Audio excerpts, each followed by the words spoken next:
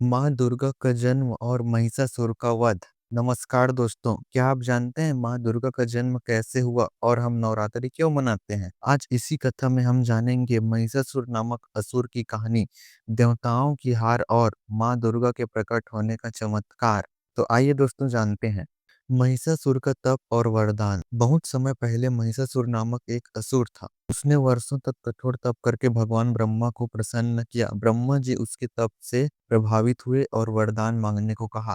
महिषासुर ने वरदान मांगा, हे प्रभु, मेरी मृत्यु किसी देवता या दानव के हाथों ना हो, केवल कोई स्त्री ही मेरा अंत कर सके।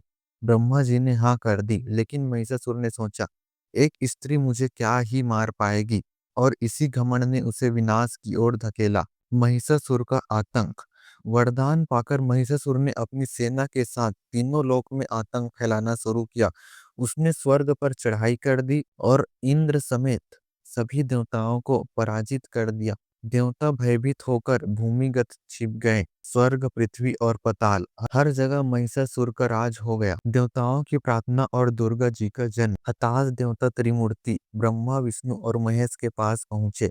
उन्होंने अपनी व्यथा सुनाई और कहा, हे प्रभु, अब हमें बचाने का एक ही उपाय है कि एक दिव्य शक्ति का जन्म हो। अब तीनों देवताओं ने अपने अपने तेज ऊर्जा को एकत्र किया। उनकी संयुक्त शक्ति से एक दिव्य नारी का प्रकट हुआ, जिनका रूप तेजस्वी और अपार शक्ति से भरा हुआ था। वही थी माँ दुर्गा। देवताओं से शस्त्र प्राप्त करना। देवताओं ने उन्हें अपने अपने अस्त्र शस्त्र भेंट किए।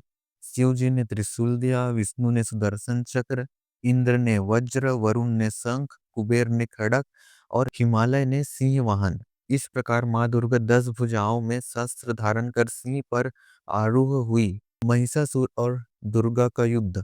महिषासुर ने जब दुर्गा को देखा तो पहले उनका मजाक उड़ाया। वह बोला, एक स्त्री मुझे क्या हरा पाएगी।